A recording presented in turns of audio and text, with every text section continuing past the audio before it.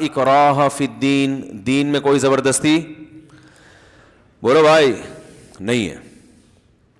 لہذا اگر کہیں بھی اسلامی حکومت قائم ہوتی ہے تو ہندو کو مندر جانے کی اجازت ہے، سکھوں کو ان کے عبادت خانے میں جانے کی اجازت ہے، عیسائی کو چرچ جانے کی اجازت ہے، مسلمان مسجد میں جائے. تو اسلام نے اس پہ کوئی زبردستی نہیں کی ہے. جب اسلامی حکومت قائم ہوتی ہے دو چیزوں پہ زبردستی ہوتی ہے، سمجھ رہے ہیں؟ دو چیزوں میں اسلام کیا کرتا ہے؟ زبردستی. وہ ایسی زبردستی ہے جو غیر مسلم پہ بھی نافذ ہوگی، صرف مسلمانوں پہ نہیں ہوگی. یعنی اس میں اسلام غیر مسلم کو بھی اپنے مذہب پہ چلنے بولو بھائی نہیں دیتا. یعنی اسلام اس کے وجود کو زمین پہ برداشت کرتا ہی نہیں ہے. ایک سودی نظام، سمجھ رہے ہیں؟ دوسرا بے حیائی. اس کے علاوہ جو اسلامی احکام ہیں وہ مسلمان پہ تو زبردستی لاگو ہوں گے، غیر مسلم پہ لاگو نہیں ہوں گے. فقہا نے یہاں تک لکھا ہے کہ غیر مسلم اگر شراب بیچ کے پیسے کماتا ہے اور اس آمدن سے مسلمان کو گفٹ دیتا ہے، ہدیہ دیتا ہے، تو مسلمان کے لیے وہ ہدیہ لینا جائز ہے. حالانکہ وہ تو حرام آمدن سے کما رہا ہے نا، لیکن بھائی وہ اس کے لیے حرام نہیں ہے. ایک مسلمان شراب بیچ کے پیسے کماتا ہے، اس سے آپ کو زمزم خرید کے دیتا ہے، تو وہ زمزم آپ کے لیے حلال ہوگا؟ کیونکہ حرام آمدن سے گفٹ دے رہا ہے نا، وہ حلال نہیں ہے. لیکن یہی کام ایک غیر مسلم کرتا ہے جو شراب بیچ کے آپ کو ہدیہ دیتا ہے، تو وہ آپ کے لیے کیا ہے؟ جائز ہے. اس لیے کہ وہ شراب اس کے مذہب میں حرام نہیں ہے. وہ سور کا بزنس کر رہا ہے، اللہ نہ کرے، وہ سور بیچ کے پیسے کماتا ہے غیر مسلم، تو وہ پیسے آپ کے لیے حلال ہیں کیونکہ اس کے مذہب میں وہ حلال ہیں، تو ہمیں بھی اس کو حلال ہی سمجھنے کا حکم ہے. لیکن اگر یہی کام مسلمان کر رہا ہو تو مسلمان کے لیے ارننگ حلال ہوگی کہ حرام ہوگی؟ حرام. آپ کے لیے اس سے پیسے لینا بھی جائز بولو نا بھائی نہیں ہے. اب یہ ٹیکنیکل بات خوب اچھی طرح سمجھیں کہ دو چیزیں ایسی ہیں جس میں اسلام اس وقت جو لبرلزم ہے نا، جو لبرل سے میری مراد وہ لبرل کی وہ ڈیفینیشن نہیں جو ڈکشنری میں لکھی ہوئی ہے، وہ جو عرف میں جس کو لبرل کہا جاتا ہے، جو مذہب مخالف سمجھے جاتے ہیں. اسلام اور پوری دنیا کا جو اس وقت ٹکراؤ ہے نا، ٹکراؤ وہ دو چیزوں میں ہے، ایک سودی نظام اور دوسرا بے حیائی. میں سمجھا پا رہا ہوں اپنی بات؟ کیونکہ اس کے علاوہ جتنی چیزیں ہیں، دیکھیں یہ دو چیزیں ایسی ہیں جس سے انسانیت تباہ ہوتی ہے، اور اس کے اثرات صرف غیر مسلموں پہ نہیں پڑتے. غیر مسلم یہ کام کریں گے تو مسلمان بھی تباہ ہوں گے اس سے. دیکھو میں ایک مثال دیتا ہوں. غیر مسلم کو اجازت ہے کہ وہ شراب بیچے، لیکن کیا اس کو اجازت ہے کہ مسلمانوں میں شراب کی تبلیغ کرے، وہ ترغیب دے کے یہ بھی خریدو یہ بھی خریدو یہ بھی خریدو؟ یہ اجازت دے گا اسلام؟ نہیں، کیونکہ بھائی تم تو کس مسلمانوں کو کیا کر رہے ہو؟ خراب کر رہے ہو. تو اسی طرح یاد رکھو اسلامی ریاست میں غیر مسلم عورت کو بھی بے پردہ گھومنے کی اجازت نہیں ہے. وہ یہ کہہ سکتی ہے میرے مذہب میں پردہ نہیں ہے، ہم یہ کہیں گے آپ کے مذہب میں نہیں ہے. لیکن عورت جب بے پردہ ہو کے گھومتی ہے تو وہ مردوں کو اپنی طرف مائل کرتی ہے، اس سے معاشرہ خراب ہوتا ہے. یہ اس کے اثرات مسلمانوں پہ بھی پڑیں گے. سمجھ میں آ رہی ہے کہ نہیں آ رہی ہے بات؟ اسلام اس کو اجازت نہیں دے گا کہ آپ بکنی پہن کے گھومیں یا آپ چڈیاں پہن کے گھومیں، اجازت نہیں دے گا اسلام اس کو. بھئی اس کے اثرات صرف آپ تک محدود نہیں ہیں، یہ تو متعدی ہو رہے ہیں، یہ تو پھیل رہے ہیں اثرات. آپ مسلمان کو کیوں خراب کر رہے ہو؟ دوسرا سود کا بھی یہی مسئلہ ہے. اگر سودی سسٹم کی اجازت دے دی جائے، اس وقت پوری دنیا کی دولت چند ہاتھوں میں ہے، اور یہ کس وجہ سے ہے؟ سودی نظام کی وجہ سے. کیسے تباہ ہوتا ہے سود کے ذریعے معاشرہ؟ سودی نظام کی وجہ سے. دولت مرتکز ہوتے ہوتے ہوتے ہوتے چند ہاتھوں میں سمٹ جاتی ہے. لوگ اس پہ خوش ہوتے ہیں کہ ہم 1,00,000 روپے بینک میں رکھواتے ہیں. آج کل ریٹ کیا چل رہا ہے بینکوں کا؟ لاکھ پہ کتنا چل رہا ہے بھائی؟ 10%. 1,000 روپے 1,00,000 پہ 1,000 روپے پر منتھ. چلے فرض کر لیتے ہیں, ہو سکتا ہے 2%, ہو سکتا ہے 1%, ہو سکتا جتنے بھی ہو. میں تو مثال دیتا ہوں نا, آپ کلپ نہ بنا دینا کہ اس کو ریٹ ہی نہیں پتا, سود کا ریٹ کیا چل رہا ہے مارکیٹ میں. بھائی ایک مثال دی جا رہی ہے, جتنا بھی ہو اصل چیز کو فوکس کرنا چاہیے. اب دیکھیں ہوتا کیا ہے سودی نظام میں, گڑبڑ کیا ہوتی ہے. آپ نے 1,00,000 روپے بینک میں رکھوائے, اپنی محنت کی کمائی, رکشا چلا کے, ٹیکسی چلا کے, انڈے بیچ کے, گولے گنڈے کا کاروبار کر کے, کچھ بھی کر کے آپ نے 1,00,000 روپے بینک میں رکھوائے. 1 مہینے کے بعد آپ کو 1,000 روپے مل رہے ہیں, آپ خوش ہو رہے ہیں, بیٹھے بیٹھے بغیر کسی محنت کے مجھے 1,000 روپے مل گئے. یہ آپ کی بے وقوفی ہے. ہوتا یہ ہے کہ بینک آپ کے 1,00,000 روپے آگے تاجروں کو دیتا ہے, جو ارب پتی تاجر ہیں, ان کو فری پھوکٹ میں کسی محنت کے بغیر اربوں روپے کا قرضہ بینک سے مل جاتا ہے. یہ ان کا اپنا نہیں ہوتا کہ باپ دادا سے وراثت ملی ہو یا محنت کرتے کرتے یہاں تک پہنچے ہو. وہ چند ڈاکومنٹ شو کراتے ہیں کہ ہم یہ ادا کرنے کی صلاحیت رکھتے ہیں. وہ ڈاکومنٹ کبھی کسی کی جائیداد اپنے نام کروا کے بھی ہو سکتا ہے فیک. وہ ایک دم اتنے بڑے سرمایہ کے مالک بن جاتے ہیں. جب اتنا زیادہ سرمایہ ان کے پاس کسی نیچرل تجارت کے بغیر, یعنی کوئی محنت یا ویسے ہی کوئی ہے نا ایک پروسیس ہو اس کے بغیر, یعنی کہ کوئی پروفٹ ہوا تھا تو اس میں ان کو اتنا حصہ ملا تھا, بیٹھے بیٹھے ان کے پاس چند آدمیوں کے پاس اربوں روپے آ جاتے ہیں. وہ اربوں روپے سے ملے لگا لیتا ہے, فیکٹریاں لگا لیتے ہیں. ایک میں مثال دیتا ہوں, اس نے بیکری کے لیے بیکری کا سامان بنانا شروع کیا, ایک ڈبل روٹی کی فیکٹری لگائی اس نے, ڈبل روٹی بنتی ہے اس میں, بھٹی کہہ لیں یا جو بھی کہہ لیں. اب آپ یہ سمجھیں کہ یہ اتنے سارے لوگ, لاکھ اس نے رکھوائے, 50,000 بینک میں اس نے رکھوائے, 2 لاکھ اس نے رکھوائے, یہ سارا سرمایہ کا ایک بہت بڑا حصہ نکل کے 2-4 ہاتھوں میں جاتا ہے, جو آپ کی خون پسینے کی کمائی ہوتی ہے. میں سمجھا پا رہا ہوں اپنی بات؟ آگے چلیں. لاکھوں کروڑوں روپے ایک آدمی کے ہاتھ میں آ گئے. وہ جب بریڈ بنائے گا تو اس کو پتا ہے کہ 1,00,000 پہ بینک کلائنٹ کو 1,000 دے رہا ہے, تو مجھ سے 1,00,000 پہ 2,000 لے گا نا. کیا خیال ہے بھائی؟ تاکہ 1,000 ادھر دے اور 1,000 اس کی بچت ہو. اچھا بینک بھی تیل بیچ رہا ہے بیٹھ کے, اس کا کوئی بزنس نہیں ہے. اس نے کیا کیا, ادھر کا پیسہ لے کے ادھر پکڑایا, ادھر سے اتنے لیے, ادھر آپ کو اتنے پارسل کر دیے. اس کا بھی وہ بھی بیٹھ کے کیا کر رہا ہے, کوئی کام نہیں ہے اس کا, کوئی بزنس نہیں ہے, کوئی محنت نہیں ہے. ادھر سے پیسہ وہاں پارسل, ٹھیک ہے نا, ادھر سے اتنا پروفٹ, ادھر سے آپ کو اتنا پروفٹ دیا, اپنی اتنی بچت. یہ ہے اس کا کام. لوگ کہتے ہیں یہ بھی تو محنت لگتی ہے نا عمارت, تو محنت تو چوری میں بھی لگتی ہے.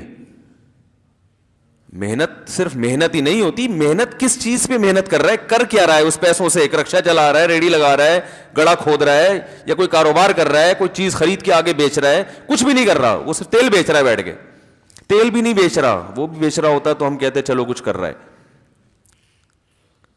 تو اب آپ مجھے بتاؤ, یہ جو پیسہ کمائے گا بینک, یہ نیچرل طریقہ ہے کیا؟ جو قدرت نے جو ارننگ کا طریقہ دنیا میں رکھا ہے نا, وہ طریقہ ہے سپلائی اور ڈیمانڈ کی بیس پہ, کہ لوگوں کی ضرورت کسی چیز کی بڑھتی ہے تو تاجر ان کی وہ ضرورت پوری کر کے ان سے اس کا معاوضہ لیتا ہے. چلیں اب یہ زیادہ پیچیدہ بحث ہو جائے گی, فی الحال ہم اسی کو سمیٹتے ہیں.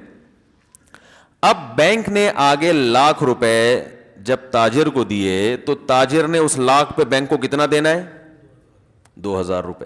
تو تاجر جب ڈبل روٹی بنائے گا تو اس کی قیمت میں وہ 2,000 ایڈ کرے گا کہ نہیں کرے گا اس کی لاگت میں؟ بولو نا بھائی. تو تاجر جب بریڈ مارکیٹ میں پھینکے گا تو جتنے کی بریڈ ہوگی اس میں وہ پیسہ جو اس نے سود کی مد میں بینک کو دینا ہے وہ ایڈ کر کے دے گا کہ نہیں دے گا؟ تو بریڈ کی قیمت مارکیٹ میں بڑھے گی کہ نہیں بڑھے گی؟ جب ڈبل روٹی کی قیمت مارکیٹ میں بڑھے گی تو آپ نے جو بینک سے 1,00,000 روپے دے کے 1,000 روپے اضافی لیا تھا وہ اضافی آپ کا ڈبل روٹی میں نکل گیا کہ نہیں نکل گیا؟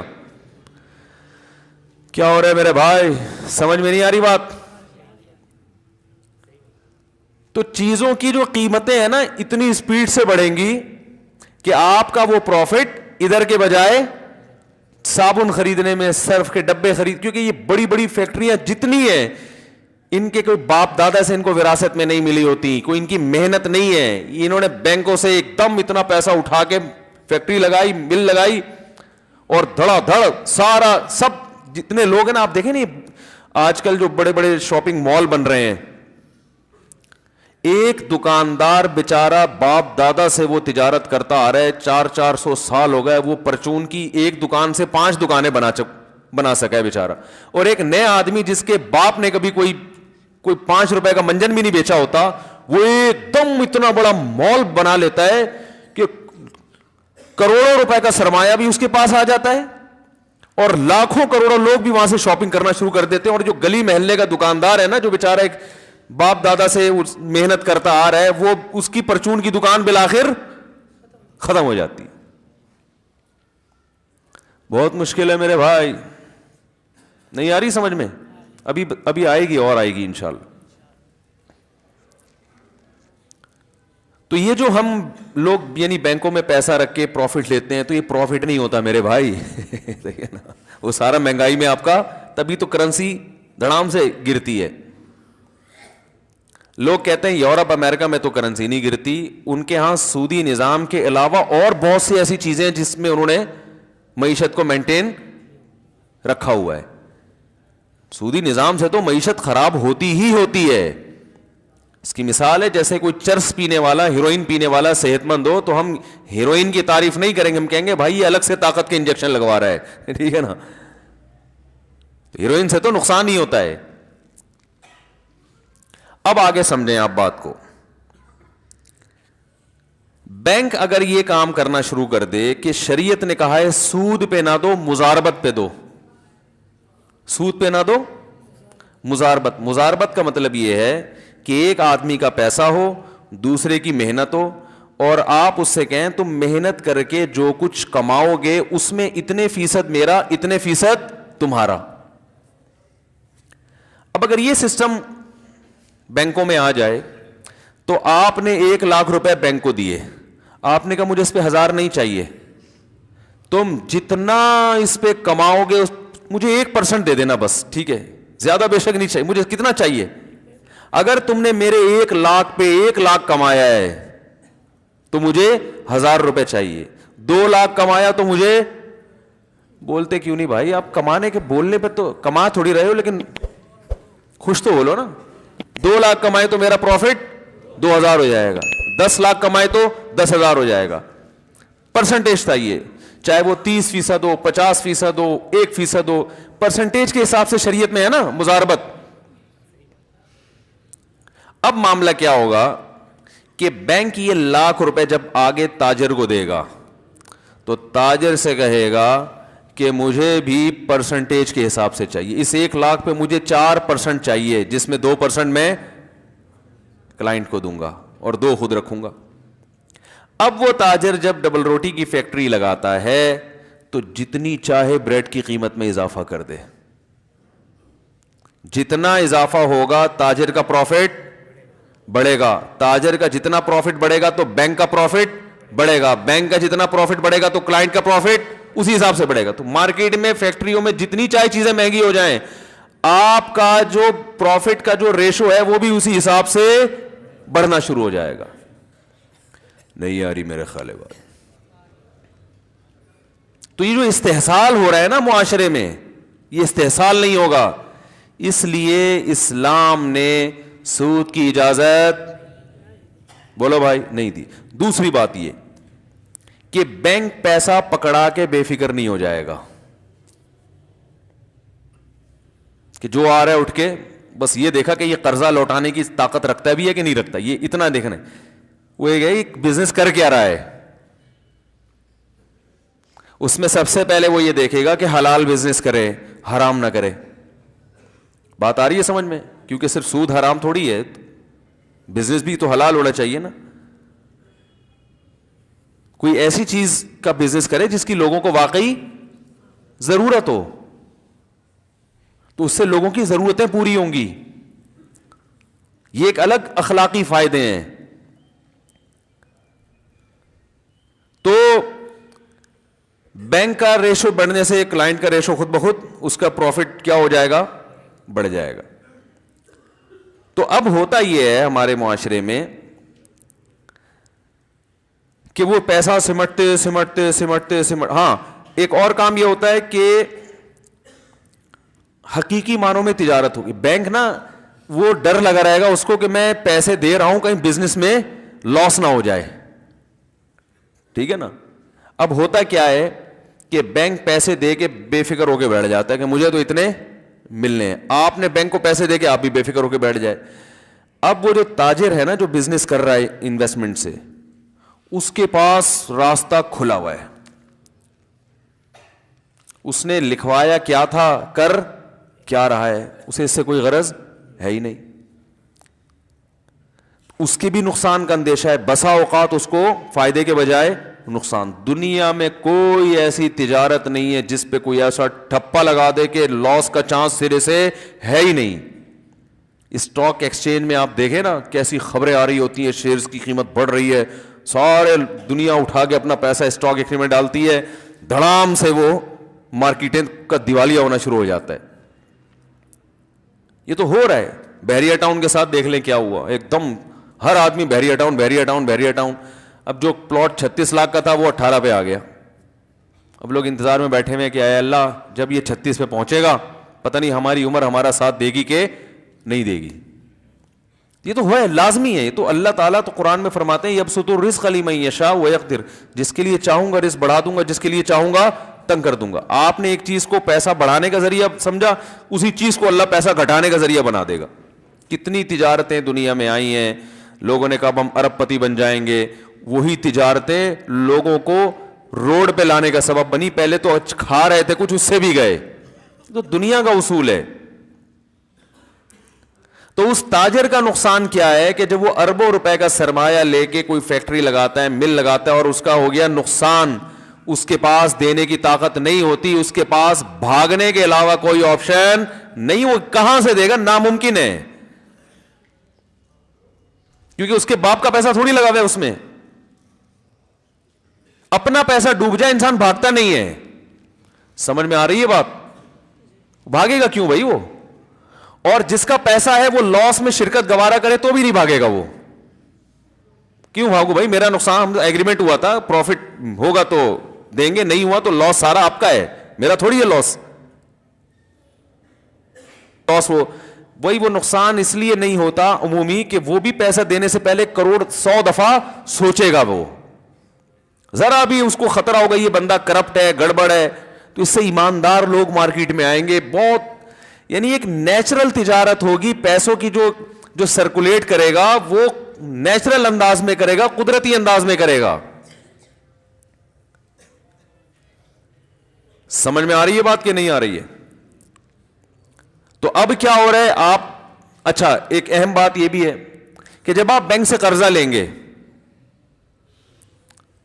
تو آپ کو یہ ثابت کرنا پڑے گا کہ میں کیوں لے رہا ہوں. دیکھو اسلامک بینکوں میں اور جو کمرشل بینک ہے نا اس میں بڑا فرق کیا ہے. آپ کسی اسلامک بینک میں جائیں نا قرضہ لینے کے لیے, بینک کبھی بھی نہیں دے گا آپ کو. آپ میزان بینک چلے جائیں, بینک اسلامی چلے جائیں, آپ پوچھیں بھائی مجھے پیسہ چاہیے, کہے گا کیا کرنا ہے. آپ یہ کہہ سکتے ہو کہ آپ کو اس سے کیا غرض ہے, کیا کرنا ہے. سودی بینک میں آپ یہ بتانے کے مکلف نہیں ہے. آپ کہ مجھے قرضہ چاہیے, آپ یہ شیورٹی لیں کہ میں قرضہ واپس کر سکتا ہوں. کس کام کے لیے چاہیے, اس سے آپ کو غرض کیا ہے. تو اس سے جو پیسوں کی رولنگ ہوگی وہ اسراف میں آئے گی کہ نہیں آئے گی. لیکن جب آپ کسی اسلامک بینک میں جاتے ہیں, آپ کہتے ہیں مجھے 20 لاکھ روپے چاہیے, بینک کہے گا کیا کرنا ہے آپ نے. آپ کو یہ ڈیفائن کرنا پڑے گا کہ میں نے کرنا, آپ کہیں گے میں نے گھر بنانا ہے, بینک کہے گا ٹھیک ہے, کہاں گھر خریدنا ہے, لوکیشن کیا ہے, کیسا گھر ہے وہ آپ ہمیں بتائیں. جب آپ بتائیں گے یہ گھر ہے, یہ محل وقوع ہے, یہ اس کی تصویریں ہیں, بینک کہے گا ٹھیک ہے 80% میں خرید رہا ہوں, 20% آپ انویسٹ کریں. دونوں مل کے خریدتے ہیں, آدھے سے زیادہ میرا ہوگا اور باقی کس کا, یہ تجارت ہو رہی ہے نا. پھر بینک وہ گھر خرید کے شرکت متناقصہ کی بیس پہ آپ کو فروخت کرنا شروع کرے گا. ہر مہینے اس کا کرایہ اتنا آئے گا اور اتنے یونٹ بنا دیے, ہر مہینے آپ وہ یونٹ خریدتے رہیں ہم سے. جب پورے یونٹ, جتنے یونٹ آپ خریدتے رہیں گے کرایہ کم ہوتا رہے گا, کیونکہ آپ اتنے فیصد مالک بنتے چلے جا رہے ہیں. بات آ رہی ہے سمجھ میں؟ اور جب سارے یونٹ آپ خرید لیں گے تو پورا آپ کا ہو گیا. تو جتنی جلدی آپ یونٹ خریدیں گے اتنا کرایہ کم ہوتا چلا ہے, کیونکہ آپ اس کے مالک بنتے چلے. یہ تجارت ہے, یہ بزنس ہے. اس میں کیا ہو رہا ہے کہ ایسٹس وجود میں آ رہے ہیں, رقم بلا وجہ سرکولیٹ نہیں کر رہی مارکیٹ میں. اب اگر آپ کو پیسہ ملا تو گھر لے لیا نا آپ نے, اب دیوالیہ نہیں ہو سکتا, گھر تو موجود ہے نا. ارے بھائی کیا ہوگا, نہ بینک کا نقصان ہوگا نہ آپ کا نقصان ہوگا. آپ اگر قسطیں ادا کرنے سے عاجز آ گئے, آپ بولے بھائی اللہ کا واسطہ مجھے معاف کر دو, اس وقت تو میں نے سوچ لیا تھا بحریہ ٹاؤن میں بنگلہ خریدوں, میرے اندر قسطوں کی طاقت نہیں ہے. بینک کہے گا کوئی بات نہیں ہے, آپ کے اندر مزید قسط ادا کرنے کی طاقت نہیں ہے, اتنے فیصد تو گھر ہمارا ہے, اتنے فیصد تو ویسے ہی آپ کا ہو چکا ہے, مل اس کو بیچ دیتے ہیں, گھر موجود ہے نا, گھر تھوڑی بھاگے گا بھائی. پولیس بلوانی پڑے گی, صحیح بتا رہا ہوں, اب میں سمجھانے کے لیے پولیس بلوانی پڑے گی. تو گھر لے کے کہاں بھاگے گا وہ, ہے بھائی بھاگ سکتا ہے؟ تو بھائی یہ اتنے فیصد ہمارا ہے, اتنے فیصد آپ کا, آپ قسطیں ادا نہیں کر سکتے کوئی بات نہیں, تو اتنے فیصد تو بہرحال آپ خرید چکے ہیں ہم سے, جتنی قسطیں ادا کی وہ اتنے پرسنٹ گھر آپ کا ہو گیا. اب اس کو بیچ دیتے ہیں. بینک یہ کہے گا بھائی میرے کسی کام کا نہیں, ہماری کوئی مامو پمانی ہے نہیں جنہوں نے یہاں رہنا ہے. یہ بھی ممکن ہے بینک کا مینیجر خود خرید لے, وہ یہ بھی ممکن ہے وہ کہے بھائی اس کو فروخت کرتے ہیں, جتنے پرسنٹ آپ کا حصہ ہے وہ آپ کو پیسے پکڑا کے باقی ہم اپنی رقم بچا لیتے ہیں, اور جو رینٹ آپ ہمیں دیتے رہے وہ ہمارا پروفٹ ہو گیا. کوئی ایسا, یہ وہی ہو رہا ہے جو نیچرل ایک تجارت میں ہوتا ہے. سمجھ میں آ رہی ہے کہ نہیں آ رہی ہے؟ یہ چیز لوگوں کو کھلتی ہے, یہ چیز یہودیوں کو کھلتی ہے, سمجھ رہے ہیں نا. آپ کو گھر نہیں چاہیے, آپ کو گاڑی چاہیے, گاڑی میں بھی یہی کیا جاتا ہے. آپ کہتے ہو بھائی میری شوگر مل ہے, میں نے فیکٹری سے گنا اٹھانا ہے. کیا اٹھانا ہے؟ گنا اٹھانا ہے, اور چینی بنانی ہے, تو گنا اٹھانے کے پیسے میرے پاس نہیں ہے. آپ بینک کے پاس آئے, آپ نے کہا مجھے 1 کروڑ روپے قرضہ چاہیے. بینک کہے گا کیوں چاہیے, آپ کو ویسے ہی چاہیے. بینک آپ کو, جو اسلامی بینک ہے, نہیں دے گا. بھائی کیوں چاہیے؟ بھائی مسئلہ یہ ہے کہ میری شوگر مل ہے, مجھے گنا چاہیے. یہ شکر ہے اللہ کا بہت بڑا فضل ہے کہ چینی میں ابھی گنا ڈل رہا ہے, یعنی گنے سے بن رہی ہے. ورنہ ٹومیٹو کیچپ کے بارے میں وہ انڈیا نے کہا تھا نا کہ ہم ٹماٹر بند کر دیں گے, تو یہاں سے ایک بیان کیا کہ ہمارے یہاں تو ٹومیٹو کیچپ میں ٹماٹر نہیں ڈلتا, آپ ٹماٹر بند کر کے کیا کرو گے. ہم تو ایسا ہر چیز کا آلٹرنیٹ تلاش کرتے ہیں. تو گنا چاہیے بھائی, پیسے نہیں ہیں, تو بینک یہ کہے گا کہ گنا ہم آپ کو خرید کے قسطوں پہ مہنگے داموں بیچ دیں گے. ہمارا بندہ جائے گا, یا آپ تھوڑی دیر کے لیے ہماری طرف سے وکیل بن جائیں, ہمارے نمائندے بن کے خرید لیں, قبضے میں لے کر آئیں. ہوائی بے نہیں ہوگی, وہ قبضے میں لے کر آئیں گے ہم. جب ہمارے قبضے میں آ جائے گا تو ہم وہ آپ کو اپنا پروفٹ رکھ کے بیچ دیں گے. وہ پروفٹ, وہ قسطیں آپ ہمیں ادا کرتے رہیں. تو اب کیا ہوا کہ شوگر مل چلانے والے کے پاس گنا تو آ گیا نا, اب کہاں بھاگے گا وہ؟ اب اس کا لاس, ایسا لاس نہیں ہو سکتا کہ کچھ ہے ہی نہیں اور کروڑوں روپے ڈوب گئے اس کے, یہ نہیں ہو سکتا. سمجھ رہے کہ نہیں سمجھ رہے؟ اب اگر وہ کیا کرے گا کہ جیسے آپ نے گاڑی خریدی یا کوئی چیز خریدی, اب آپ قسطیں ادا کرنے سے عاجز ہو, سودی بینک کیا کرتے ہیں کہ آپ کی قسطیں بھی گئیں اور گاڑی بھی گئی. ایسا ہی ہوتا ہے نا. اسلام اس کی اجازت نہیں دیتا بھائی. آپ نے جو اس سے پیسے لیے ہیں وہ تو آپ کو واپس کرنے, آپ گاڑی بھی لے رہے ہو اور پیسے بھی لو, یہ کیسے ہو سکتا ہے؟ سمجھ رہے ہیں سودی نظام میں اور اس میں فرق. اسلام یہ کہتا ہے جب آپ نے کسی کو قسطوں پہ چیز بیچی ہے, آپ نے چیز ہینڈ اوور کر دی, اب وہ قسطیں ادا نہیں کر رہا ہے, تو جتنی قسطیں وہ دے چکا ہے اس سے اضافی آپ پولیس کے ذریعے, ڈاکو کے ذریعے, کسی بھی محلے کے دادا کے ذریعے نکلوا سکتے ہیں. اس کی چیز ضبط بھی اس معنی میں کر سکتے ہیں کہ قسطیں پوری کرو تو ہم چیز ہینڈ اوور کریں گے, لیکن اس کی چیز آپ اپنی ملکیت میں داخل نہیں کر سکتے, وہ اس کی ہو چکی ہے. بات آ رہی ہے سمجھ میں؟ ہاں یہ ہو سکتا ہے کہ وہ کہے بھائی میرے اندر اب یہ صلاحیت نہیں ہے قسطیں ادا کرنے کی, یہ گاڑی لے کے بیچ دو, جو آپ کا لاس ہوا ہے وہ اس سے پورا کرو, باقی میری قسطیں واپس کرو, اس کی اجازت ہے. لا تظلمون ولا تظلمون. جب مالی معاملات ختم کیے جاتے ہیں تو اللہ فرماتے ہیں اس طرح سے ختم کیے جائیں گے کہ دونوں فریقوں میں کسی پہ بھی ظلم نہ ہو. تو میں جلدی سے اپنی بات کی طرف آتا ہوں. تو ایک سسٹم ہے سودی, جس نے پورا پیسہ جو ہے نا, یہ جو بڑے بڑے مال بن رہے ہیں, کیا ہو رہا ہے یہ کیا, یعنی آپ خود سوچو, یہ معیشت کی صحیح تقسیم تھوڑی ہو رہی ہے. وہ جو بیچارہ ٹھیلا لگانے والا وہ تو ایسی کی تیسی ہو گئی اس کی تو, اور بیٹھے بیٹھے آپ اپنے باپ کے بہاف پہ اربوں روپے کا سرمایہ بینکوں سے کروڑوں روپے آپ لے لیتے ہو اور انویسٹ کر کے آپ پیسہ کمانا شروع کر دیتے ہو.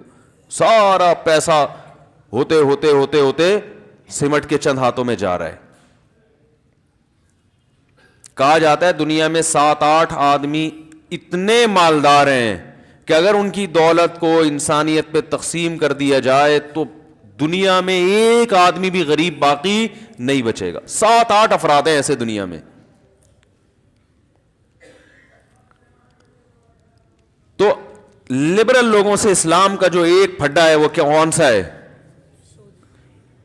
معیشت اسلامی خطوط پہ ہونی چاہیے, اسلامی طرز پہ ہونی چاہیے. دوسرا پھڈا ہے بے حیائی کا. دوسرا پھڈا کیا ہے؟ کیونکہ بے حیائی یہ متعدی بیماری. دیکھو پولیو کے قطرے گورنمنٹ گن پوائنٹ پہ پلا رہی ہے نا, اور گورے بھی ہمیں گن پوائنٹ پہ پلا رہے ہیں. کیوں پلا رہے ہیں؟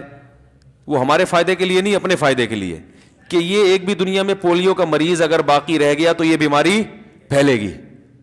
تو اب اگر کہے کہ یہ تو ہیومن رائٹس کے خلاف ہے, آپ ہمیں زبردستی کیوں پلا رہے ہیں, وہ کہیں بھائی یہ ہیومن رائٹس کے عین مطابق ہے, آپ کی وجہ سے ہم بھی بیمار ہو سکتے ہیں, اس لیے آپ کو ٹھیک کر رہے ہیں کہ آپ ویسے بیماری کوئی کھانس رہے تو کھانستا رہے, کسی کو کیا غرض بھائی. تو جب خودکشی پہ پابندی نہیں ہے تو کھانسنے پر کہاں سے پابندی ہوگی؟ لیکن آپ کے کھانسنے سے اگر جرمز دوسرے کے پھیپھڑوں میں جا رہے ہیں تو پھر گورنمنٹ آپ کے کھانسنے پر پابندی لگائے گی نہیں لگائے گی؟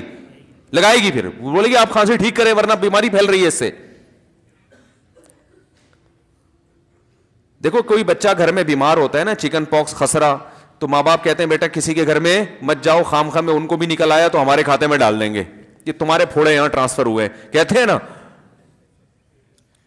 تو آپ پھر پڑوسیوں کے بچے کو اپنے گھر میں آنے کا پابندی لگاتے ہو, بھائی آپ کے یہاں چکن پاکس پھیلی ہوئی ہے, آپ پلیز ہمارے اب جب تک یہ ٹھیک نہیں ہو جاتا اپنے بچوں کو ہمارے گھر نہ بھیجیں, اور پلیز اس کو ٹھیک کرائیں آپ, کہتے ہیں نا.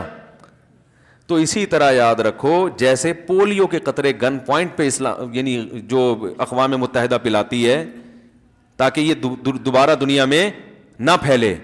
آپ کہو بھائی میں اپنے بچے میں یا میں اپنے بارے میں پولیو پہ جب راضی ہوں تو آپ مجھے کیوں پلاؤ, بھائی آپ کی وجہ سے ہم بھی پریشان ہوں گے, وہ اس بیس پہ پلاتے ہیں. تو اسی طرح میرے بھائی بے حیائی کو بھی اسلام برداشت نہیں کرتا, کیونکہ اس سے جو بیماری, اس سے جو معاشرے میں تباہی پھیلتی ہے اس سے وہ لوگ بھی متاثر ہوتے ہیں جو بے حیائی سے متاثر ہونا چاہتے نہیں ہیں لیکن لاشعوری طور پر متاثر ہوتے ہیں. تو اسلام نے بے حیائی کے تمام دروازے بند کر دیے, کیونکہ اس سے خاندانی نظام تباہ و برباد ہو جاتا ہے. کو ایجوکیشن سسٹم, اس سے ہمارا فیملی سسٹم تباہ ہو رہا ہے, ہوتا نہیں ہے, ہو رہا ہے. کتنا ہی نیک پرہیزگار گھرانہ ہو, جب بچی کو لڑکے کے ساتھ بٹھایا جائے گا یونیورسٹی میں, کالج میں, اسکول میں, تو یاد رکھو اس کا لڑکے کی طرف طبیعت کا مائل ہونا یہ نیچرل ہے. سمجھ میں آ رہی ہے بات؟ اور لڑکے کا اس کی طرف مائل ہونا یہ نیچرل ہے. تو اسلام نے اس کا ایک طریقہ بیان کیا نکاح کا, وہ نکاح پر آپ پابندی لگا رہے ہو, اور دوستی پر پابندی نہیں لگا رہے تو اس سے معاشرے میں زنا پھیلے گا کہ نہیں پھیلے گا؟ اور جب لڑکے کو یونیورسٹیوں میں، کالجز میں اور اسی طرح دفتروں میں فری پھوکٹ میں لڑکیاں دل بہلانے کے لیے ملیں گی تو دنیا میں اس سے بڑا بے وقوف کوئی نہیں ہوگا جو مہر دے کے ایک بیوی لے کر آئے اور پھر جہیز میں اس کو اتنے سالے بھی ملے، ساس بھی ملے، سسر بھی ملے، پھر پوری زندگی اس کی ٹینشن اٹھائے، اس کے بچوں کی بھی ٹینشن اٹھائے، جب فری پھوکٹ میں مزے اڑانے کے لیے اس کو یونیورسٹی میں، کالج میں، طوائف خانوں میں اور اسکولوں میں لڑکیاں مل رہی ہیں دوستیاں لگانے کے لیے، تو وہ پاگل ہے یہ کام کرے گا؟ چند پاگل ہوں گے، دو چار ہمارے جیسے، ورنہ وہ کیوں کرے گا میرے بھائی؟ آپ کہہ سکتے ہیں کہ سارے برے نہیں ہوتے، ہوتے نہیں ہیں، تو میں کہتا ہوں پھر جو ہیروئن چی ہے نا ان کو ہیروئن کی دکانیں کھولنے دو بھائی، جس نے خراب ہونا ہوگا وہ پیے گا، جس نے نہیں ہونا گا وہ اس پہ تحقیق کی نیت سے لے کے جائے گا، وہ ریسرچ کرے گا۔ لوگ کہتے ہیں نا جب معاشرے میں خرابی کو دیکھیں گے نہیں تو پتہ کیسے چلے گا؟ یہ جو لبرل لوگ ہیں نا کہتے ہیں کو ایجوکیشن سسٹم میں جب لڑکیاں ساتھ بیٹھیں گی نہیں، لڑکے نہیں ساتھ بیٹھیں گے تو مرد اور عورت کو ایک دوسرے کو سمجھنے کا موقع کیسے ملے گا؟ ان کو کیا پتہ چلے گا اچھائی کیا ہے، برائی کیا ہے؟ یہ ٹوپی ڈرامے چل رہے ہیں آج کل۔ بھائی اگر فیمیل ٹیچر میل کو پڑھائے گی تو آخر ان کو بھی پتہ چلے گا کہ یعنی فیمیل کیا ہوتی ہے، اور فیمیل کو پتہ چلے گا میل کیا ہوتے ہیں، پھر جب وہ برائی دیکھیں گے تو ان کو یہ پتہ چلے گا برائی ہوتی ایسے اور اس سے بچا ایسے جاتا ہے۔ ایک صاحب نے گھر میں ٹیلی ویژن لا کے رکھا اور ڈش لگا دیا، وہ پرانی بات ہے جب ڈش ہوا کرتا تھا، تھے وہ دیندار ماشاءاللہ نمازی پرہیزگار، ہم نے کہا کہ آپ نے ڈش لگا دی گھر میں، وہ ساری دنیا کے چینل بچے دیکھ رہے ہیں، گند بھی دیکھ رہے ہیں اس میں، انہوں نے کہا جب تک وہ برائی دیکھیں گے نہیں تو بیٹا ان کو کیسے ہم پتہ چلے گا کہ برائی کیا ہوتی ہے، اچھائی کیا ہوتی ہے؟ میں نے کہا کسی طوائف خانے میں لے جا کے بٹھا دیں ان کو باہر، وہ دیکھ لیں گے یہ برے لوگ ہیں، اور پھر مدنی مسجد بھی دکھا دیں کہ یہ اچھے لوگ ہیں، تاکہ وہ خود فیصلہ کرے کہ کدھر جانا ہے۔ معاشرے میں 10% لوگ ہوتے ہیں کہ جب برائی اور اچھائی کا مقابلہ ہو تو وہ اچھائی کو ترجیح دیں، 90% بگڑتے ہیں۔ اسی وجہ سے والدین اپنے بچوں کو طوائف خانوں کا راستہ دکھاتے ہی نہیں ہیں کہ بیٹا اپنے آپ کو اس آزمائش میں ڈالنے کی ضرورت میں مدنی مسجد کا دکھائیں گے صرف ہم تمہیں، یہ والا دکھانا ہی نہیں ہے، تو ایسے چینل لگانا ہی نہیں ہے بھائی گھر میں جس سے بچے آزمائش میں آئیں۔ تو یہ بات چرس اور ہیروئن میں تو سمجھ میں آتی ہے کہ بچوں کو لے جا کے نا وہ جو پائپ میں ہیروئن چی بیٹھے ہوتے ہیں ان کے ساتھ بٹھایا کریں لے جا کے، بیٹا ان کو سمجھو، ان کو سمجھو، یہ ہیروئن پی رہے ہیں، چرس تھوڑا سا ایک دن پی کے بھی دیکھو، تمہیں پتا تو چلے کہ یہ کیوں پیتے ہیں، پھر تم جب چھوڑو گے تو تمہیں پتا چلے گا چھوڑی ایسے جاتی ہے اور پی ایسے جاتی، تم گائیڈ بھی کر سکو گے لوگوں کو۔ کیا خیال ہے؟ جب تم کسی ہیروئن چی کو بتاؤ گے کہ میں نے تو پی کے دیکھی ہے پھر بھی چھوڑ دی، تو تو کیوں نہیں چھوڑتا؟ تو اس ہیروئن چی پہ زیادہ اثر ہوگا نا۔ ہیروئن چی کہے گا یہ مولانا صاحب نے تو کبھی پی نہیں ہے، ان کو کیا پتا کیا ہوتی ہے، یہ تو پی کے ماشاءاللہ چھوڑے ہیں۔ یہ الگ بات ہے کہ جو گناہ چھوڑ کے آیا ہو نا وہ زیادہ معاشرے کی چالاکیوں کو سمجھتا ہے، یہ تو ایک حقیقت ہے۔ علماء کہتے ہیں جس کی زندگی میں پہلے گناہ رہے اور توبہ کر چکا ہو وہ زیادہ ہوشیار ہوتا ہے، لیکن اس ہوشیاری کے لیے گناہ کروانا کسی سے یہ غلط ہے، اس لیے کہ اس میں اس کا چانس ہے کہ واپس نہ آئے، یہ 90% چانس ہوتا ہے واپس نہ آئے، 10% ہوتا ہے کہ آ جائے، تو اس 10% فائدے کے لیے اس 90% رسک لینا یہ پاگل پن ہے، حماقت ہے۔ دیکھو ڈینگی مچھر بہت سے لوگوں کو کاٹتا ہے مگر ڈینگی ہوتا ہر ایک کو نہیں ہے، اب اس چکر میں آپ ڈینگی سے کٹوانا شروع کر دو اپنے آپ کو، ضروری تو نہیں کہ مجھے ڈینگی بھی ہو، بلکہ ڈینگی نے کاٹا اور نہ ہوا یہ زیادہ اچھا ہے، کیونکہ اس میں آپ میں باڈی خود ریزسٹنٹ پاور پیدا ہو چکی ہوتی ہے۔ لیکن اس چکر میں کوئی یہ رسک بولو بھائی نہیں لیتا، تو مجھے افسوس ہوتا ہے کہ ہماری مذہبی جماعتیں، سیاسی جماعتیں، ہمارے دیندار لوگ جو سوشل میڈیا پہ آواز اٹھانے والے ہیں وہ ملک میں ان دو چیزوں پہ زیادہ آواز نہیں اٹھا رہے، اپنی قوتوں صلاحیتوں کو دائیں بائیں ڈائیورٹ کر کے تقسیم کر رہے ہیں، صلاحیتیں برباد ہو رہی ہیں۔ دو چیزوں پہ سوشل میڈیا پہ آواز اٹھانے کی ضرورت ہے, دو چیزوں پہ دھرنوں کی ضرورت ہے, دو چیزوں پہ حکومت کو فورس کرنے کی ضرورت ہے. یعنی عوام حکومت کو فورس کرے کہ ملک سے سودی نظام کا خاتمہ چاہیے, ملک سے بے حیائی کا خاتمہ چاہیے, اور ہمیں کچھ نہیں چاہیے, ہم اپنے گھروں کو خود ہی سنبھال لیں گے, اور ہمیں حکومت سے کچھ نہیں چاہیے. یہ دو چیزیں ایسی جس سے ہمارا معاشرہ تباہ ہو رہا ہے. اور اس میں دوسری چیز کی اہمیت پہلی سے زیادہ ہے کہ پہلی چیز کی وجہ سے معیشت تباہ ہوتی ہے, دوسری کی وجہ سے ایمان تباہ ہوتا ہے. تو معیشت سے تو دنیا کا نقصان ہے نا, اور جو سود کھائے گا وہ اپنی آخرت برباد کرے گا. ہر آدمی تھوڑی سود کھائے گا اس کی وجہ سے, لیکن بے حیائی سے ہر شخص متاثر ہوگا. علماء بھی متاثر ہوں گے, عوام بھی متاثر ہوگی, ہر طبقہ, عورتیں بھی مرد بھی.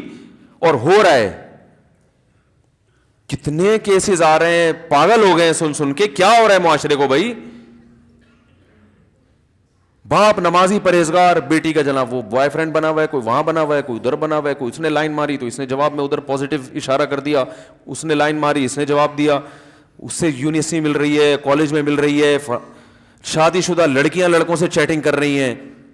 کیا ہوتا ہے اگر ہم نے کسی مرد سے بات, ہم کو غلط بات تھوڑی کر رہے ہیں, کر کیوں رہے ہو بھائی تم؟ غلط یا صحیح, وہ کیوں؟ عورتوں کے لیے عورتیں دنیا میں ختم ہو گئی ہے بات کرنے کے لیے. وہ مرد انٹیوں سے فری ہو رہا ہے, بھائی کیوں فری ہو رہے ہو تم اس سے؟ کیا لگتی ہے تمہاری وہ؟ بھائی ویسے ہی بات کر رہے ہیں, بھائی ویسے ہی بات کرنے کے لیے مرد دنیا سے ختم ہو گئے ہیں. اس پر جس طرح سے آواز اٹھنی چاہیے ہم آواز نہیں اٹھا رہے. والدین آتے ہیں, بچی کا یہ مسئلہ ہو گیا, وہ تو بدتمیز ہو گئی ہے, اس کا بوائے فرینڈ ہے, یہ کر رہی ہے, وہ کر رہی ہے. بھائی آپ نے جب کو ایجوکیشن میں ایڈمیشن کروایا ہے تو ان سب چیزوں کو دماغ میں پہلے سے رکھنا چاہیے تو ہوگا. کیونکہ بچی بالغ ہو رہی ہے, جب لڑکا یا لڑکی بلوغت کی دہلیز پہ قدم رکھ رہا ہوتا ہے نا, اس وقت سب سے زیادہ اس کی عمر خطرناک ہوتی ہے, اور والدین اس کو بچہ سمجھ رہے ہوتے ہیں. اس کا بچہ ہونا ہی ڈینجرس ہے, کیونکہ اس میں جذبات, یہ میڈیکل سائنس کہتی ہے کہ جب انسان یا لڑکا یا لڑکی بلوغت کی دہلیز پہ ہوتا ہے, 14-15 سال کا لڑکا اور 13 سال کی لڑکی, آپ کسی نفسیاتی ڈاکٹر سے پوچھ لیں, اس وقت ان میں خواہش نفسانیہ کا جو طوفان اور سمندر ہوتا ہے وہ اس کے بعد کسی اور عمر میں ایسا نہیں ہوتا. اور عقل بالغ, بولو نا بھائی, عقل روکتی ہے نا انسان کو برائی سے, عقل بالکل نہیں ہے, خواہشات کا ایک طوفان ہے. اس وقت سب سے زیادہ ضرورت تھی کہ لڑکی کو لڑکے سے دور اور لڑکے کو لڑکی سے دور رکھا جائے. اور اس وقت والدین کس قدر احمق اور بیوقوف ہیں, وہ یہ کہہ رہے ہوتے ہیں بچے ہیں ابھی سے کیا پابندیاں لگائیں ان کے اوپر. او بھائی بچے ہیں اسی وجہ سے پابندی لگاؤ, بڑے ہوتے تو شاید کسی کا بیان سن کے سمجھ میں آ جاتی ان کے بات. اور اس وقت کو ایجوکیشن میں پڑھایا جا رہا ہے ان کو, جب ان میں صرف جذبات ہیں, کھوپڑی نہیں ہے, نہ وہ اپنا اچھا سمجھتے ہیں نہ برا سمجھتے ہیں. اور پھر وہ لڑکے بیوقوف بنا رہے ہوتے ہیں. اور بچیوں میں ایک بڑی حماقت یہ ہوتی ہے کہ ان کو اس جذبات کا تو ایک طوفان ہوتا ہے نا, ان کو اس عمر میں اتنا شعور نہیں ہوتا کہ ان کو لفٹ کرانے والا کوئی سمجھدار ہے, احمق ہے, بیوقوف ہے, ان کے جذبات سے کھیلے گا, بالکل بھی شعور نہیں ہوتا. دو لفظ بھی محبت کے اگر کوئی بول دینا یہ پھسل جاتی ہیں, اور یہ ہو رہا ہے. لیکن والدین کو ایجوکیشن چاہیے, بس ان کو شرافت, تہذیب, خاندانی نظام کو برقرار رکھنا, یہ چیزیں اب ان کی ترجیحات میں شامل ہیں ہی نہیں. پھر پریشان ہے کہ ہمارے بچے بدتمیز ہیں, تو تم کون سا ان کو تمیز سکھا رہے ہو بھائی؟ جب اس میں حیا ختم کر دیا آپ نے, حیا شرم ختم کر دی. پہلے تو لڑکوں کو یہ سکھایا جاتا تھا, جو لڑکا بچیوں میں بیٹھا ہوتا تھا نا, تو ماں باپ سکھاتے تھے لڑکیوں میں لڑکا, بولو نا بھائی, گوں کھاتا. یہ تو بہت مشہور ملفوظ تھا. کوئی لڑکا اگر کھیل رہا ہوتا تھا نا, لڑکی بچہ 10 سال کا 11 سال کا بچہ بچیوں میں کھیل رہا ہے, اسے تانے دیے لڑکوں کی طرف سے, بھائی لڑکیوں میں کھیلتا ہے, اور آپ نے کلاس میں اس کو لڑکیوں کے بیچ میں بٹھا دیا, سارا دن وہ لڑکیوں سے باتیں کر رہا ہے. وہ تو اس میں نسوانیت, زنانہ پن پیدا ہوگا, اس میں نسوانیت پیدا ہوگی, بڑے کارنامے کرنے کی صلاحیت اس میں پیدا نہیں ہوگی, ساری زندگی ٹھرکی بنا رہے گا وہ. اس کو آر دلاؤ بیٹا لڑکے لڑکیوں میں نہیں کھیلتے. پہلے یہ ہوتا تھا شادی بیاہ میں نا تمبو لگے ہوتے تھے, یہ اب تو مکس گیدرنگ ہو گئی ہے, سب ختم.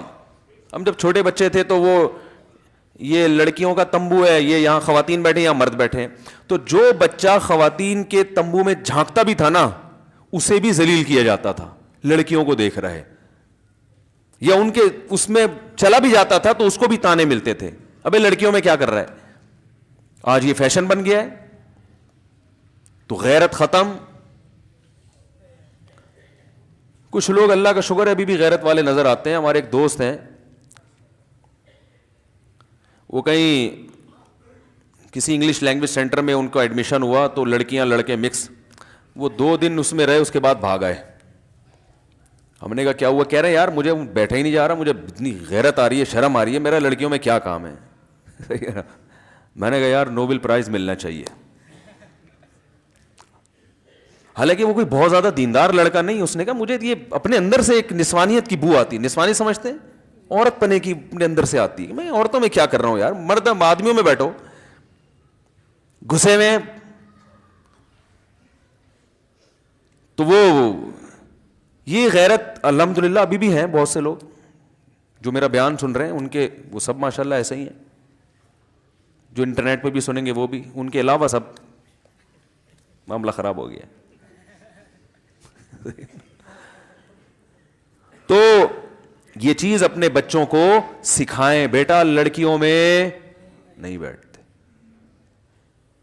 جب چاہیے ہوگی نا لڑکی تو نکاح کر دیں گے, وہ پھر تمہارے ماتحت بن کے رہے گی, ٹھیک ہے نا. تم حاکم بن کے رہو گے, وہ ماتحت بن کے رہے گی, وہ تمہاری اطاعت کرے گی. پھر اس سے محبت کرو جو اللہ نے حلال کی ہے. یہ خاندانی لوگوں کا کام ہوتا ہے. شرم و حیا, اور لڑکیاں بھی جری ہو گئی ہیں, جتنی زیادہ بدتمیز ہوگی, بولڈ ہوگی, اس کو سمجھا جاتا ہے یہ ہے معاشرے کے ساتھ چلنے والی. اس میں اگر شرم ہوگی, حیا ہوگی, اسے لڑکے سے بات کرتے ہوئے شرم آ رہی ہے, اسے دقیانوس قرار دے دیں گے, جو ایک بڑی صفت تھی عورت کی. موسیٰ علیہ الصلاۃ والسلام جب مدین میں گئے ہیں مصر چھوڑ کے, تو قرآن مجید کے الفاظ دیکھیں, دور کھڑے ہو گئے درخت کے نیچے, وَوَجَدَ مِن دُونِهِمُ امْرَأَتَيْنِ تَذُودَانِ, 2 لڑکیوں کو دیکھا کہ جو ہے نا مردوں کے رش سے پیچھے ہٹی ہوئی ہیں, مردوں کے مجمع میں. حضرت موسیٰ نے ان کے پاس جا کے پوچھا ما خطبکما, کیا مسئلہ ہے تمہارے ساتھ؟ انہوں نے کہا لا نسقی حتی یصدر الرعاء, کہ مردوں کا ہجوم ہے, جب تک یہ ہجوم نہیں چھٹے گا ہم کنویں پہ جا نہیں سکتے, مردوں کے بیچ میں ہم گھسنا نہیں چاہتے. سوال پھر دیکھو, اب موسیٰ علیہ السلام نے پوچھا نہیں کہ پھر گھر سے نکلی کیوں ہے جب اتنی شرم ہے تمہارے اندر, مردوں کو بھیجتی نا. موسیٰ علیہ السلام نے پوچھا نہیں, لیکن ان لڑکیوں کو خود ہی شرم آئی کہ بھائی ان کے دل میں خیال پیدا ہوگا کہ اتنی شرمیلی ہو کہ مردوں کے مجمع میں نہیں گھس رہی. مکس گیدرنگ کو برداشت, مجمع میں گھسنے کا مطلب مکس گیدرنگ ہو گیا نا, تمہیں شرم آ رہی ہے اس میں جاتے ہوئے, تو جب اتنی شرم ہے تو گھر میں کسی مرد کو بیچتی نا. تو فوراً کہنے لگی, موسیٰ علیہ السلام نے سوال نہیں پوچھا, ابونا شیخ کبیر, ہمارا باپ بوڑھا ہے, وہ ایک ہی باپ ہے, گھر میں کوئی مرد نہیں ہے, وہ آ نہیں سکتے, بوڑھے ہیں. یہ دوسری حیا ان کی, قرآن اس کو ہائی لائٹ کر رہا ہے. اور تیسری حیا قرآن نے بیان کی کہ جب وہ اپنے باپ کے پاس گئی ہیں اور باپ کو جا کے بتایا کہ ایک نوجوان نے ہماری خدمت کی ہے, باپ نے کہا اس کو لے کر آؤ, میں اس کو اس کی اجرت دوں گا, اس نے میری بیٹیوں کی خدمت کی ہے. تو جاءت احداہما تمشی علی استحیاء, ان دونوں میں سے ایک آئی حیا کے ساتھ چلتے ہوئے. حالانکہ اس کا اصل واقعے سے کوئی تعلق نہیں ہے, لیکن ان کی چال میں حیا تھی تو قرآن نے اس چال کو ہائی لائٹ کیا ہے. حالانکہ یہ بتانے کی ضرورت نہیں ہے, قرآن تو اکثر واقعات ان شارٹ بیان کرتا ہے, ٹو دا پوائنٹ بات کرتا ہے, لیکن یہاں قرآن اس بات کو ہائی لائٹ کر رہا ہے. اس سے پتہ چلتا ہے کہ اللہ کو عورت کی چال میں حیا چاہیے. اللہ کو وہ عورت اچھی لگتی ہے جو مردوں کی بھیڑ میں یا مخلوط ماحول میں گھسنا پسند نہیں کرتی. اللہ کو وہ عورت اچھی لگتی ہے جو گھر کی 4 دیواری میں رہنے کو پسند کرتی ہو. کسی ضرورت سے باہر نکلنا پڑے تو وہ عذر ہو اس کا کہ بھائی اس لیے گھر سے باہر آ رہے ہیں کہ کوئی مرد گھر کے باہر کے کام کرنے والا نہیں ہے. اسلام یہ کلچر چاہتا ہے میرے بھائی, یہ ماحول چاہتا ہے. تو اس پہ آواز اٹھانی چاہیے, اسمبلیوں میں بھی, دھرنوں میں بھی, سوشل میڈیا پہ بھی. اس پہ ہم آواز نہیں اٹھا رہے ہیں. ہر آنے والا قانون ہمیں اور مزید سے مزید بے حیا بناتا چلا جا رہا ہے. تو اللہ کے بندو اس پہ بھی آواز اٹھاؤ اس بے حیائی کے خلاف. اور یہ تو ہمارے کنٹرول میں نہیں ہے, لیکن اپنا گھر تو ہمارے کنٹرول میں ہے نا. دیکھو ایک بات کا فیصلہ کر لو, بچوں کی تعلیم پہلے, تہذیب, بچوں کی تعلیم بعد میں, تہذیب پہلے. اگر آپ کے پاس دو آپشن ہو, ایک آپشن یہ کہ ایجوکیٹڈ تو ہو جائے گا, تہذیب ختم ہو جائے گی, تو ترجیح کس کو دینی ہے؟ تہذیب کو. پہلے انسان کا بچہ بنے, اس کے بعد ایجوکیشن. ایجوکیشن بھی ضروری ہے, میں یہ نہیں کہہ رہا کہ جاہل بنا دیں بچوں کو, پہلے انسان. تو ایسے اسکولوں کو تلاش کرو میرے بھائی جہاں حیا کا ماحول ہے, شرم کا ماحول ہے. نہیں ملتے تو ایسے اسکول بناؤ. آپ بھی تو ایک کام کر سکتے ہیں نا. ایک بس چھوٹا سا واقعہ سنا کے بیان ختم کرتا ہوں. مجھے وہ واقعے سے مجھے خود بڑی عبرت ہوئی. لاہور میں ایک صاحب کا فون آیا کہ لاہور کے ہائی کورٹ کے جج, جو پہلے جج تھے, انہوں نے ایک بڑا غلط فیصلہ کیا, اسلام کے بالکل خلاف فیصلہ کیا, آپ یہ کریں آپ وہ کریں. میں نے کہا میرے بھائی دیکھو, معاشرے میں تبدیلی لانے کے لیے آپ ایسا کرو, جج کے بیان کو تو آپ کے کہنے سے یا میرے کہنے سے جج اپنا فیصلہ تو تبدیل کرنے تھے. تو آپ کے کتنے بچے؟ انہوں نے کہا 4 بیٹے. میں نے کہا آپ ان 4 بیٹوں کو کے بارے میں فیصلہ کرو کہ ان کو میں ہائی کورٹ کے بجائے سپریم کورٹ کا جج بناؤں گا. ایک تو بنی جائے گا نا. نہیں بنا تو آپ جیسے 100 لوگ جب یہ ارادہ کریں گے تو ایک نہ ایک تو جج بنے گا نا. اور میں نے کہا اس کی ابھی سے اسی حساب سے تربیت کرنا شروع کر دو کہ وہ اسلام کے خلاف کوئی فیصلہ نہ کرے. اس طرح تبدیلی آپ لا سکتے ہو. جتنی آپ نہیں آئی تو آپ قیامت میں کہہ سکو گے اللہ میرے اندر, میرے بس میں یہ تھا. تو ایسے اگر اسکول نہیں ہے تو آپ میں جو تاجر ہیں وہ یہ فیصلہ, تاجر نہیں بھی ہے وہ بھی کر سکتے ہیں, وہ یہ فیصلہ کر لیں بھائی ہم ایسے اسکولوں کا جال بچھا دیتے ہیں پورے ملک میں جہاں کو ایجوکیشن نہ ہو, جہاں فیمیل بچیوں, جو بچیاں ہیں ان کو پڑھانے والی فیمیل ٹیچر پردے میں ہو, تاکہ بچیاں اپنے ٹیچر سے پردہ سیکھیں. جو انسان پر جتنا اپنے ٹیچر کا اثر ہوتا ہے اتنا اپنے والدین کا بھی اثر نہیں ہوتا. میں سمجھا پا رہا ہوں اپنی بات کہ نہیں سمجھا پا رہا؟ تو بھائی معاشرے میں ان 2 چیزوں کو فوکس کرنے کی بہت شدید ضرورت ہے. اور ان 2 میں دوسری والی یہ اور زیادہ اہم ہے. اس کے جو جراثیم ہے نا وہ زیادہ پھیلتے ہیں اور ختم ہو جاتا ہے معاشرہ, تباہ ہو جاتا ہے. اگلی نسلوں کو یہ باتیں بھی سمجھ میں نہیں آئیں گی جو ہم ابھی کر رہے ہیں. وہ کہیں گے پتہ نہیں کس قسم میں بے حیائی کیا ہوتی ہے, کیسی باتیں کر رہے ہیں یہ, اتنا معاشرہ بے حیائی کی طرف جا رہا ہے. گورے سے میری بحث ہوئی, اس نے کہا اگر کسی نے زنا کر لیا تو کیا ہوا؟ میں نے کہا ہوا تو کچھ بھی نہیں ہے, کر لیا وہ ہو گیا تو کیا ہو گیا, ایسے تو کچھ بھی نہیں ہوا. تو وہ ان کو وہ اب ظاہر ہے جب ایک چیز ہی ختم ہو گئی معاشرے میں, وہ حیا ختم ہو گئی تو پھر تو کچھ بھی نہیں ہے. تو میرے بھائی اتنی تباہی سے پہلے بہتر ہے کہ ہم کچھ انسان کے بچے بن جائیں. اللہ تعالی ہم سب کو عمل کرنے کی توفیق عطا فرمائے. یہ جو آج میں نے بیان کیا ہے نا, بیان میں یہ لے کے چلا تھا کہ امن قائم کرنے کی جو کوشش ہے, ایک کوشش ہوتی ہے جو اللہ کے لیے ہوتی ہے, ایک کوشش بڑی طاقتوں کے یا بڑے لوگوں کے یا مخصوص لوگوں کے مفاد کے لیے. دونوں میں فرق ہے. تو وہ بیان یہ جو میں نے مثالیں دی ہیں نا سود اور بے حیائی کی, یہ اسی کی مثالیں دی ہیں کہ جب تک دنیا میں سود یا بے حیائی کا خاتمہ نہیں ہوتا ظلم ختم نہیں ہو سکتا. دیکھنے میں تو بڑا امن ہوگا لیکن وہ اصل میں امن کا فائدہ کچھ مخصوص لوگ اٹھائیں گے, اور وہ ان کی جو دولت کا جو بہاؤ ہے نا اور مزید اسپیڈ کے ساتھ وہ ان کے ہاتھوں پہنچے گا. انشورنس کمپنیوں کو فائدہ ہوگا جو جوا کھیل رہی ہیں, جو غرر اور قمار والے معاملات کر رہی ہیں. تو اسلام نے جو امن کی طریقہ بیان کیا ہے نا وہ پائیدار ہے. دولت کی تقسیم صحیح ہوتی ہے اس سے. بے حیائی کا جو خاتمہ ہوتا ہے اس میں بھی دولت کی تقسیم کا بڑا دخل ہے, آپ حیران ہوں گے. دیکھو میں اگر آپ کہیں تو میں یہ بتاؤں کہ جو بے حیائی کے ختم ہونے سے معیشت کیسے توازن پر آتی ہے, غربت کا کیسے خاتمہ ہوتا ہے. بے حیائی ختم جب ہوگی تو نکاح خود بخود بڑھے گا نا معاشرے میں. سمجھیں بڑے پوائنٹ کی بات ہے, پوائنٹ کی. تو نکاح معاشرے میں بڑھے گا کہ نہیں بڑھے گا؟ اور جب نکاح معاشرے میں بڑھے گا تو معذرت کے ساتھ, بہت معذرت کے ساتھ, مرد, ابھی یہاں دولہا بھائی بیٹھے ہوئے وہ کہیں میری تقریر سے متاثر نہ ہو جائیں, ان کے سسر مجھے پکڑ کے ماریں گے کیا سکھا رہے ہو ابھی سے ہمارے داماد کو. بہرحال جب نکاح معاشرے میں بڑھے گا تو ہوگا کیا کہ غریب لڑکیاں وہ کس کی کسٹڈی میں آئیں گی؟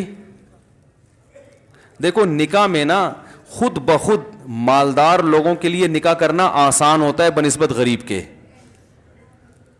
شریعت نے تو یہ کہا ہے کہ غربت کا خاتمے کا ذریعہ ہے نکاح, لیکن یہ ایک نیچر ہے نا کہ جو بھائی دونوں لڑکے دیندار ہوں, ایک جیسی شکل ہو, بالکل فٹ فاٹ, ایک جیسا خاندان, لیکن ایک کی تنخواہ زیادہ ایک کی کم, تو آپ کس کو ترجیح دیں گے؟ خود بخود انسان کہے گا بھائی جس سے زیادہ کما رہا ہے اس کو ترجیح دو. تو جب نکاح معاشرے میں رائج ہوتا ہے تو آٹومیٹیکلی لڑکیاں مالداروں کی طرف زیادہ مائل ہوتی ہیں. تو مالداروں کی طرف جب زیادہ مائل ہوں گی تو وہ ان کے لیے ایک بھی آسان, دوسری بھی آسان, تیسری بھی آسان, اور غریب آدمی کے لیے ایک کا حصول مشکل ہوتا ہے. یہ نیچر ہے, یہ نیچرل ہے. تو نسل مالداروں کی بڑھے گی یا غریبوں کی؟ مالداروں کی بڑھے گی. وہ زیادہ لڑکیوں کی کفالت بھی کریں گے تو ان کی دولت ان کی بیویوں میں بھی تقسیم ہوگی, اور جو گروتھ ریشو بڑھے گا وہ کس کا؟ مالداروں کا. غریب کا کم ہوگا آٹومیٹیکلی. جب غریب کا کم مالداروں کا بڑھے گا تو اس مالدار کے مرنے کے بعد جو رقم ڈیوائیڈ ہوگی نا وہ ایسے جائے گی, ایسے پھیلے گی, وہ دولت کا بہاؤ نیچے بڑھ جائے گا. اب دیکھو یہ ہمارے ملک کے جو بڑے بڑے سرمایہ دار ہیں یہ نکاح نہیں کرتے, یہ اربوں کھربوں روپے کے مالک ہوتے ہیں. نتیجہ کیا نکلتا ہے؟ دبا کے عیاشی کرتے ہیں, کیونکہ ان کا کوئی خرچہ ہی نہیں ہے, نہ بیویوں کو کھلانا نہ بچوں کو کھلانا. اگر ان کی اولادیں ہوتی, ان کی 4 بیویاں ہوتی اور 40 بچے ہوتے تو یہ ایسی عیاشی کر سکتے؟ کیونکہ اسلام نے صرف نکاح نہیں پھر اس کے حقوق بھی ڈال دیے نا کہ بھائی بچوں کو کھلانا بھی تمہاری ذمہ داری, ان کی ایجوکیشن. تو وہ جو 40 وہ بھی تو ملک کے افراد ہوتے ہیں نا. تو ایسے ایک نہیں, جب 10 آپ ہزاروں مالداروں کو لے کر آئیں گے تو نسل بھی ان کی بڑھے گی اور دولت کا بہاؤ بھی نیچے ایسے پھیلے گا. اب ایک آدمی اربوں روپے کما کے سب عیاشی پہ لگاتا ہے, وہ دبا کے عیاشی کرتا ہے وہ. تو یہ نیچرل ہے, گروتھ بھی نیچرلی ان لوگوں کی بڑھے گی جن کے پاس پیسہ زیادہ ہے. اسلام نے غریب آدمی کو نسل روکنے کی اجازت نہیں دی ہے. یہ کہیں آپ سمجھیں کہ اچھا جی دولت مند کی بڑھنی چاہیے, یہ تو سسٹم ایسا بنا دیا ہے کہ آٹومیٹیکلی نسل بڑھتی کس کی ہے؟ مالدار لوگوں کی, اگر نکاح کا رواج معاشرے میں آئے. اب الٹا معاملہ ہو رہا ہے, دولت مند آدمی دیر سے شادی کرتا ہے کیونکہ اس کے پاس عیاشی کا پیسہ غریب کی نسبت زیادہ ہے, اور غریب جلدی نکاح کرتا ہے کیونکہ اس کے پاس عیاشی کے لیے پیسہ ہے نہیں, وہ تمیز سے رشتہ تلاش کر رہا ہوتا ہے. بہت مشکل ہے بھائی. تو نسل کس کی بڑھ رہی ہے؟ غریب کی. اور دولت مند کی نسل کیا ہو رہی ہے؟ کم. تو جو پیسے کا بہاؤ ہے وہ نیچرل ہوگا. یہ بھی معیشت کو اعتدال میں لانے کا ایک بہت بڑا طریقہ ہے, بے حیائی کا خاتمہ. سمجھ رہے ہیں؟ تو بے حیائی سے ظلم ہر طرح کا بڑھتا ہے, عورت کا استحصال ہوتا ہے, اسے اس کا حق دینے کے لیے کوئی تیار نہیں ہوتا. تو بہت سارے طریقے ہیں جس سے معاشرے میں تباہی پھیل رہی ہے.